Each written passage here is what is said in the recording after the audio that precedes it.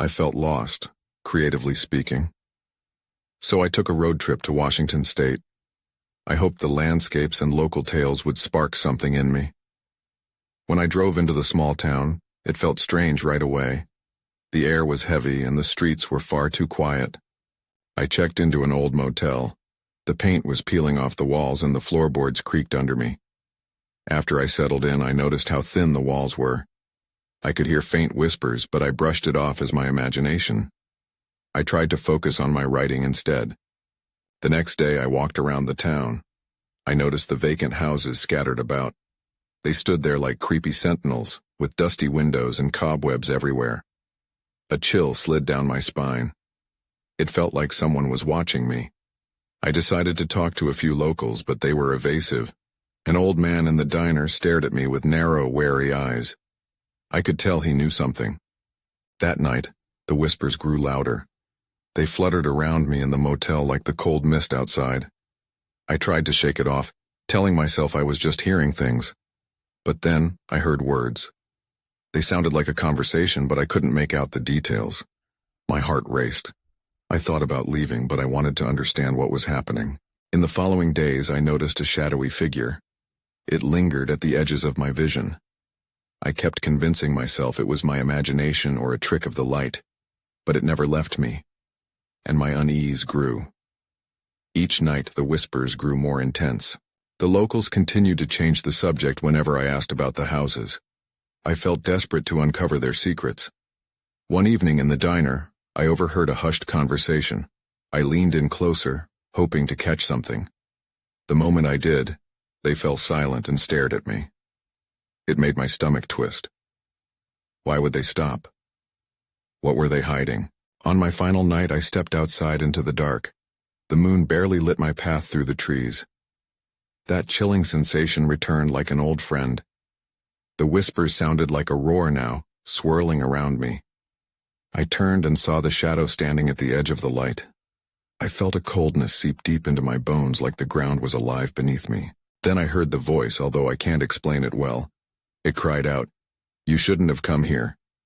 I froze. Every instinct told me to run, but it was like something held me in place. I felt eyes everywhere, piercing through the darkness. I dared one last look at the shadow. It vanished before my eyes. My heart raced as I stood there, wondering if I had stepped over a line I shouldn't have. In that moment, I regretted everything. I turned and stumbled back into the motel, unsure what I had just stumbled into. I didn't sleep that night. The whispers kept echoing in my mind. I woke up the next morning feeling exhausted. The whispers had kept me up all night, circling in my thoughts. I couldn't shake the feeling that I was being watched. I glanced around the room, half expecting to see the shadow again, but it had vanished with the night. I needed answers, and I needed them fast. I headed back to the diner, my stomach churning. I wasn't sure how I'd approach the locals again, especially after last night's scare. I chose a booth near the back, hoping the old man from before might show up. I needed to ask him directly what he wasn't saying. As I sat nursing a cup of coffee, I noticed a young woman at the counter. She seemed different from the others. She had wild hair and a slight tremor in her hands as she stirred her drink. I felt a twinge of hope. Maybe she'd be open to talking. I gathered my courage and slid into the seat next to her. "Hey, do you live here?" I asked, trying to sound casual. She looked at me with wide eyes. "You're not from around here, are you?" "No, just passing through," I said, forcing a smile. "I'm curious about the old houses. Why are they vacant?" Her gaze shifted nervously around the diner. "Some things are better off left alone," she said softly. "You really don't want to know about that." Then she grasped my arm, her grip tight. "You have to leave. Whatever you think you're looking for, it's not here. You wouldn't survive it." The urgency in her voice sent chills down my spine. Just as I was about to question her further, the old man from before walked in, and her eyes went wide with fear. The moment he saw us, he frowned, then turned and walked out. I darted my eyes between them, confused by the shift in energy. "Wait!" I called after him, but he didn't stop. I turned back to the young woman, but she had already stood up, muttering, "It's too late," as she hurried out the door. I sat there, overwhelmed and frustrated. What had I stumbled into? I needed to get out of that diner and figure things out. I grabbed my things and headed out, intent on catching up to the old man. Maybe he would finally tell me what was really going on. The street felt emptier than before. I scanned the area, but he was nowhere in sight. As I walked down the block, I passed by one of the vacant houses. Something caught my eye. The front door was slightly ajar, and a faint light flickered inside. My heart raced. I knew I shouldn't go inside, but I couldn't resist. I took a few hesitant steps toward the house, each step pulling me closer to something unknown. When I reached the door, I glanced back, half expecting to see a shadow lurking behind me. Then everything went dark. I woke up in darkness, confusion swirling around me. My heart pounded as I tried to shake off the disorientation. I quickly realized I was lying on a cold, hard floor. What happened? The last thing I remembered was stepping into the house, and then everything went black. I pushed myself up and looked around. The room was dimly lit, shadows stretching across the walls. I was inside a living room, cluttered with dusty furniture and peeling wallpaper. A flickering light bulb hung from the ceiling, casting an eerie glow. The air was thick and musty, and I could feel a lingering chill. "Hello?" I called out, my voice shaky. No answer, only silence. I slowly got to my feet, brushing off the dust from my clothes. I needed to find a way out, but curiosity tugged at me. Why was the door left open, and who had brought me here? I stepped forward cautiously, peering into another room. It was a dining area with an old wooden table at its center, mismatched chairs scattered around. A window on the far wall was covered with grime, too dirty to see out of. I hesitated, feeling like I was intruding in someone's forgotten life. Then I heard it, a faint rustling sound from a nearby hallway. It was distinct enough to pull my attention. I held my breath, straining to listen. The noise continued, drawing me closer, my feet moving almost of their own accord. I felt like I was being pulled into a trap, and yet I couldn't turn back now. As I crept toward the hallway, the atmosphere shifted. Each step felt heavier, as if the air had thickened around me. I reached the doorway and peered into the dark corridor, my heart racing. That's when I realized there was a picture hanging crookedly on the wall. In the flickering light, I could make out a family, their faces obscured but their smiles oddly familiar. Suddenly the rustling stopped. My stomach dropped. It was too quiet. I stepped back, feeling an overwhelming sense of dread wash over me. "Hello?" I tried again, but my voice barely sounded louder than a whisper. Then I saw it. A figure slinked out from behind the doorway at the end of the hall. My breath caught in my throat. It was the old man from the diner, his expression unreadable as he met my gaze. "You shouldn't have come here," he said, his voice a low growl that sent shivers down my spine. Panic surged through me. I spun on my heel, ready to run, but the hallway seemed to stretch endlessly. "Wait," I yelled. But my feet were planted in place, frozen by fear. The figure took a step closer, and I could feel the weight of his presence. "I've been waiting for you," he said, his tone now eerie and foreboding. "You need to know the truth." "What truth?" I was desperate to escape, but the darkness around me felt alive, almost suffocating. My mind raced, filled with questions and a nagging fear that there was nowhere to hide. That's when I heard the whispers again, echoing through the halls. They were louder now, creeping into my thoughts, drowning out the man's words. "Get out!" the voices urged. And just like that, the lights flickered one last time, and I found myself staring out at the empty street again as if nothing had happened. Only this time, the foreboding sense of something sinister lingered in the air, and I knew I couldn't just walk away. I had to go back. I took a deep breath. The answers were somewhere inside that house, waiting for me.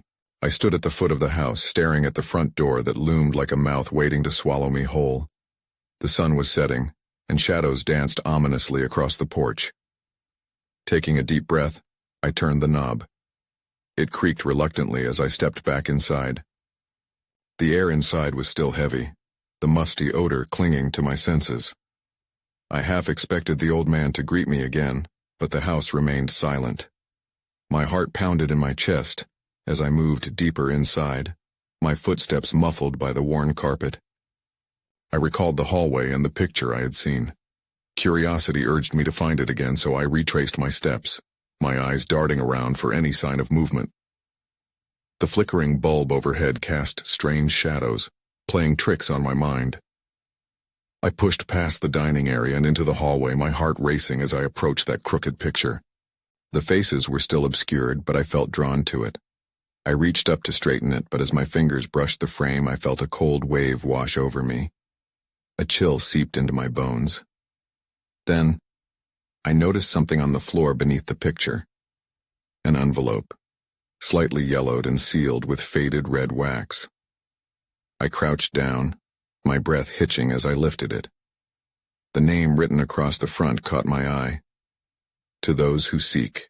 I glanced around, half expecting someone to appear, but I was alone.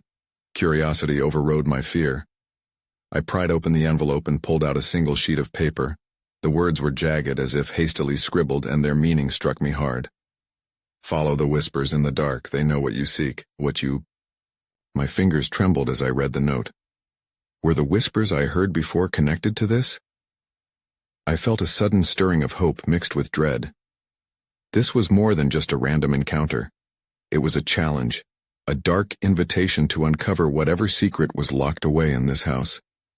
As I stood there processing what I'd just read, the silence was broken by a soft, distant whisper, the same voices urging me to leave, but now with a different tone. Find the truth, they said. Find the truth. Without conscious thought, I followed the sound, heart racing again. The whispers guided me down the hall, past rooms that seemed to pulse with memories of their own. The floorboards creaked under my weight, and with each step I felt more trapped by the aura of the house. I stopped at a door at the end of the hall, partially ajar. A dim light flickered inside, almost inviting. I hesitated, but the whispers had become more insistent. In here, they coaxed. With a deep breath, I pushed the door open and stepped inside.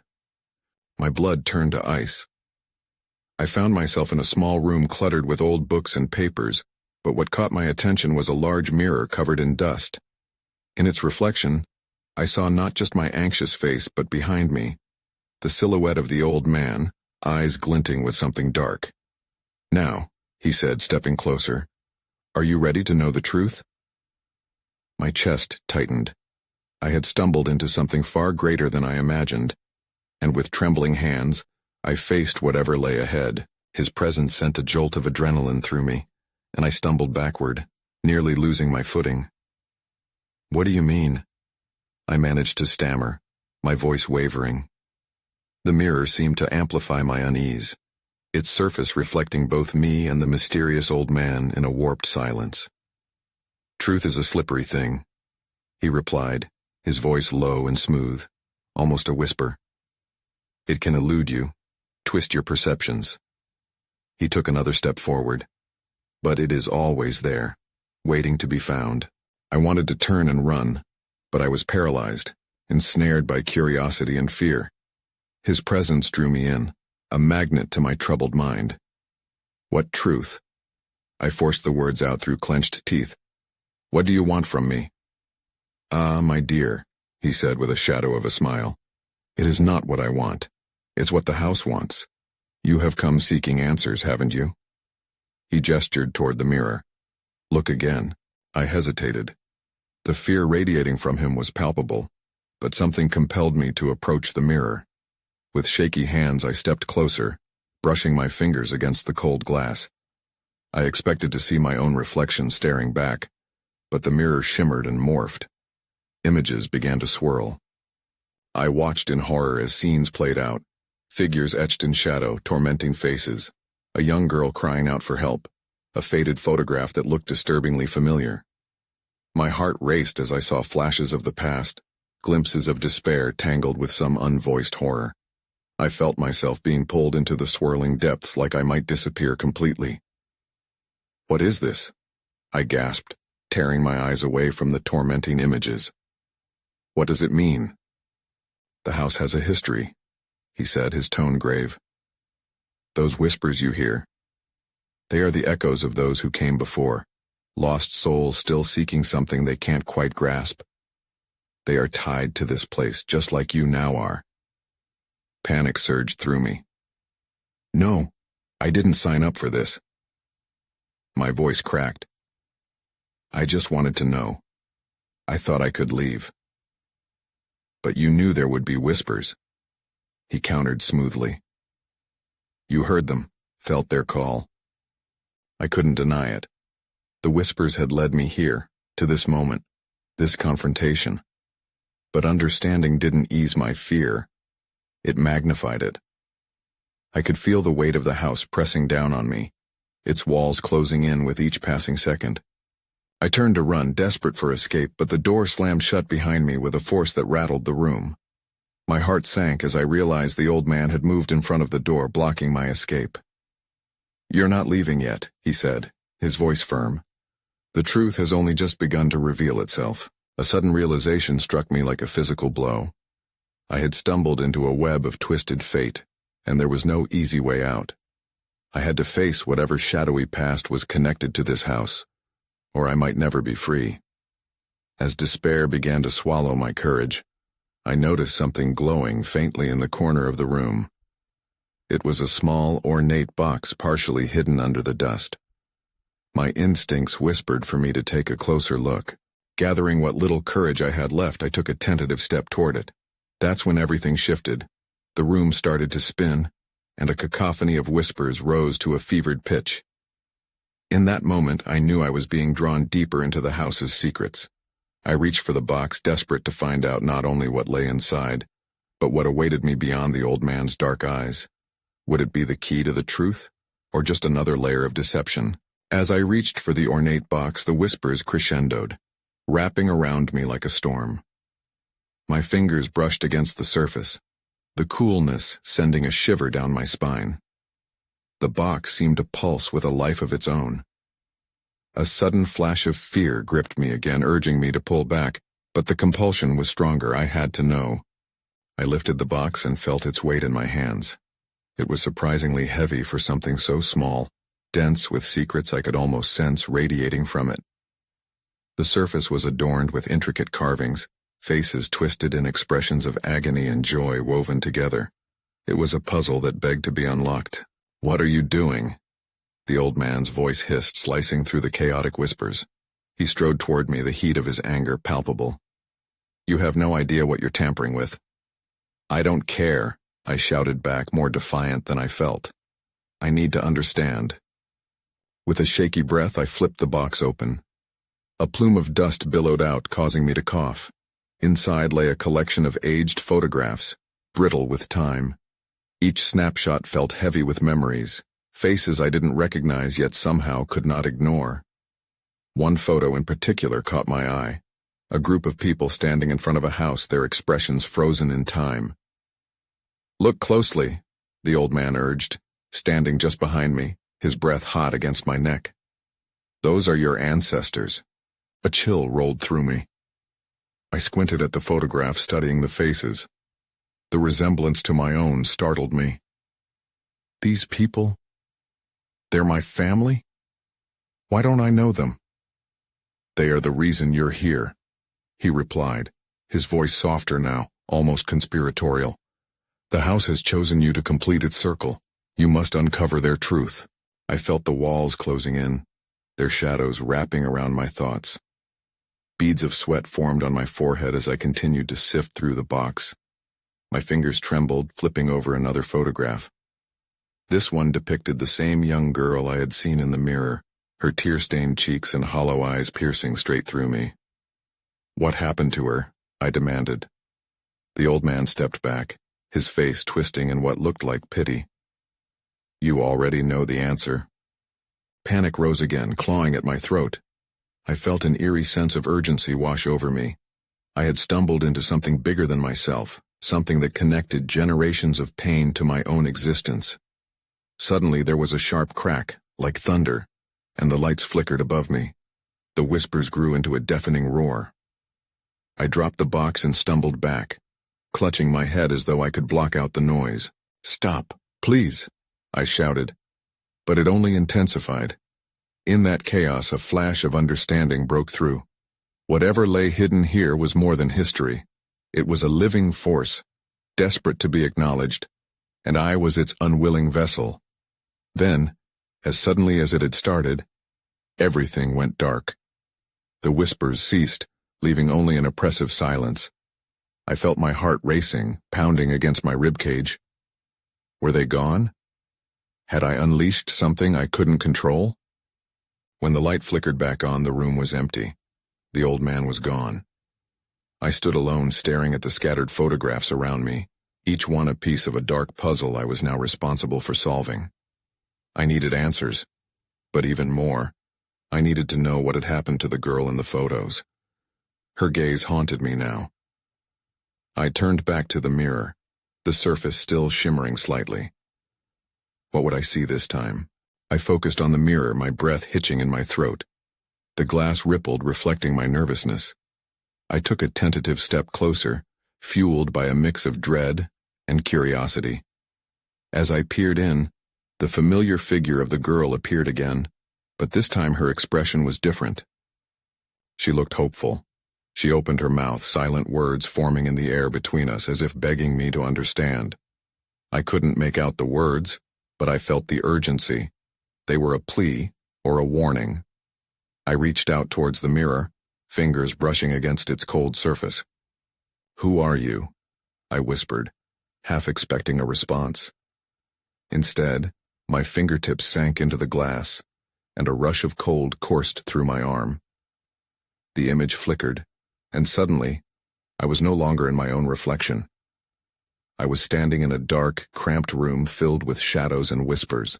The girl stood before me, her face now clearer but still surrounded by that haunting aura. She pointed toward an old trunk in the corner, seemingly calling for me to investigate. I felt my heart race. Was this a vision? A memory? With a sudden jolt, I was back in my room, the mirror solid and unchanged. The girl's pleading eyes lingered in my mind. I had to find that trunk. But where? The house seemed to shift around me, its layout a confusing maze. I moved quickly, glancing around to find the old man's library. Surely there was something there to help me figure out where to search. I rushed down the dark hallway and pushed open the creaking door. The library was dimly lit, but books lined the shelves like old sentinels. I rummaged through them, desperate for anything that could lead me to the trunk. Hours might have passed as I combed through dusty pages filled with cryptic references, family trees, and faded letters. A particular document caught my eye, a letter addressed to my great-grandmother. As I unfolded it, a chill slithered down my spine. The letter contained the same girl's name, repeating it like a mantra. Joy. Her name was Joy. But the tone of the letter shifted drastically by the end, warning of a curse that haunted our family, one that had chosen young Joy as its vessel long ago. I stumbled back, the words blurring in front of me. "What does this mean?" I mumbled to myself. Suddenly, the shadows off to my left shifted in the corner of the room, and I froze. I watched as a figure emerged, a silhouette draped in shadows, the old man from before. Panic surged anew. Had he returned to stop me from uncovering more? Then, amid my anxiety, I noticed something glinting behind him, something familiar. It was a key. My heart skipped. I could barely breathe. That's when I saw it. The trunk was right there behind him, half hidden in darkness. Its surface was scratched and worn, as if it had survived 100 lifetimes. But what lay inside? I steeled myself, narrowing my focus on the old man. I had to confront him. Whatever he knew, it wouldn't remain hidden for long. I took a deep breath, adrenaline coursing through me. The old man's presence felt almost suffocating. "What do you want?" I demanded, my voice shaky but determined. He stepped closer, shadows clinging to him like fog. "What you seek is dangerous," he said, his tone low and grave. "The trunk holds secrets better left buried." There was a warning in his eyes, but I couldn't let fear get the best of me. Joy needed my help. You can't just keep me from the truth, I shouted, frustration boiling over. The room felt charged, every moment heavy with years of silence. The old man's expression shifted, a flicker of something akin to regret crossing his features. You think you understand? You have no idea what you're dealing with. His voice trembled slightly. The curse is real, and it's tied to joy. It devours everything in its path. I couldn't shake the feeling that there was more to his story. Then tell me, I urged, what happened to her? He hesitated. Then reluctantly he spoke. Joy was chosen. The curse needed a vessel, and she was the most susceptible. It was a choice made by fate, or perhaps by someone. I thought I could protect her, but it consumed her. He looked away, guilt etching deeper lines into his face. In that moment I saw Joy's pleading eyes again, and my resolve hardened. I need to see what's in the trunk, I said firmly. If she's trapped in there, I have to help her. With a heavy sigh, the old man stepped aside, allowing me to approach the trunk. My heart raced with each step. Lifting the lid felt like unraveling 100 generations of lies. I gripped the ancient metal handle, fighting against the pull of dread in my stomach. The trunk creaked open, revealing a jumble of artifacts wrapped in dusty cloth. As I dug through the layers, I unearthed a small, ornate box. It was beautiful, crafted intricately, but something about it felt off, as if it throbbed with an unsteady heartbeat. "Stop!" the old man shouted, reaching out. But it was too late. I had already opened the box. A wave of cold air rushed out, hitting me like a blast. I stumbled back, the light flickering ominously. Dark shadows began to swirl around the room, whispering incoherently. "What have you done?" he yelled, terror spilling into his voice. The shadows grew thicker, forming swirling figures that reached toward me. I backed away, but the room felt distorted, closing in. A piercing scream echoed in my mind, and I recognized it instantly. It was Joy. "Help me," the voice begged, echoing through the chaos. I had to act fast. Whatever had awakened was not just a curse. It was a presence. I looked around wildly for something to shield myself, anything to break the connection. The old man's eyes widened in fear, and in that moment, I realized, if the curse was a cycle, I might be the only one who could end it. But how? The shadows surged again, and I felt the ground shift beneath my feet. "What do?" I shouted. In his panic, he grabbed a large book from the shelf, flipping through the pages frantically. "The rituals," he stammered. "You need to perform the ritual to banish her." "Where?" I demanded, glancing at the rising darkness, feeling a pulling sensation. Every second counted. "Here, quickly," he shouted, thrusting the book at me as the shadows lunged forward. I had no choice but to act. I flipped through the pages of the book, my hands shaking. The ancient words seemed to leap off the page, dancing in the flickering light. I had to focus. Joy depended on me. "What do I need?" I asked urgently, scanning the text for anything helpful. "Incantations, offerings, it's all in there," he cried, raising his voice over the tumult of the shadows. "But you need to ground yourself first." "Ground myself how?" I felt panic rising, choking the air in my throat. The shadows were moving closer now, their whispers growing louder, more menacing. "Center your thoughts, call to her, focus on Joy." "Right. Joy." I took a deep breath, forcing myself to recall her voice, her smile, how she used to laugh. I could hear her pleading, as if she was just beyond the veil. "Joy, please, I'm here," I shouted, trying to push my will into the encroaching darkness. The shadows hesitated slightly, swirling as if caught in a gust of wind. A small opening formed, granting me a fleeting glimpse of what lay behind, an echo of light, a flicker of Joy's silhouette. "Help me," she cried again, her voice clearer now. "Hold on," I yelled, determination filling me. The old man shouted out details from the book as I blocked out the chaos around me. "Recite the words." I found a passage that felt right, and I spoke it aloud. My voice was shaky, but I pushed through, each word spilling out like a lifeline. The moment I did, the shadows recoiled, their whispers turning to shrieks of anger. Suddenly the ground shook. I stumbled but kept my eyes on the opening where Joy's form flickered like a flame. "Keep going," the old man urged. I read faster, my heart pounding in rhythm with the incantation. The room was alive with energy, colors swirling, the very air crackling as shadows turned against themselves. I could almost see Joy's face, strained but hopeful. Then something unexpected happened. The trunk behind me began to pulse, the air around it thickening. "No!" The old man's voice broke through my concentration. "We need to finish before it consumes the vessel completely." I focused again, my heart racing. "Come back to me, Joy, I won't let you go." I could feel the energy shifting, pulling, trying to drag me into the dark. Then everything went dark. I realized I was lying on the floor, the world spinning around me.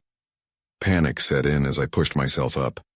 The shadows were gone, but so was the light from the trunk. I looked around, confusion clouding my mind. What just happened? The old man knelt nearby, his expression a blend of fear and disbelief. You didn't finish the ritual, it's not over. The curse is still there." His voice faltered. Had I failed? I felt a hollow pit opening in my chest.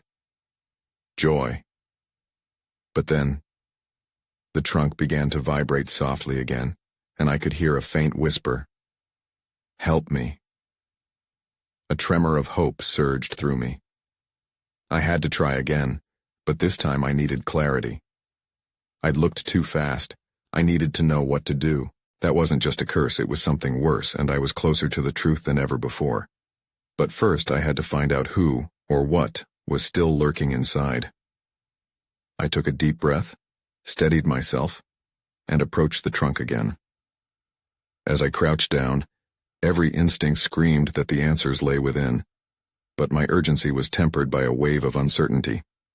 The shadowy presence lingered at the back of my mind, taunting me, reminding me of how fragile my grasp on reality had become. I gingerly reopened the trunk, the familiar plume of musty air spilling forth. This time I knew I had to confront the contents carefully. As I sifted through the objects, my fingers brushed against the ornate box again. I hesitated. Perhaps the key to the curse lay within that very box. I lifted it slowly, cradling it as though it might shatter. As I pried it open this time, the contents shimmered, a small glass vial glinting in the dim light. The liquid inside was iridescent, swirling with colors that eluded description. I felt an unsettling thrill course through me. Was this the offering, the solution? Or was it the very source of the curse?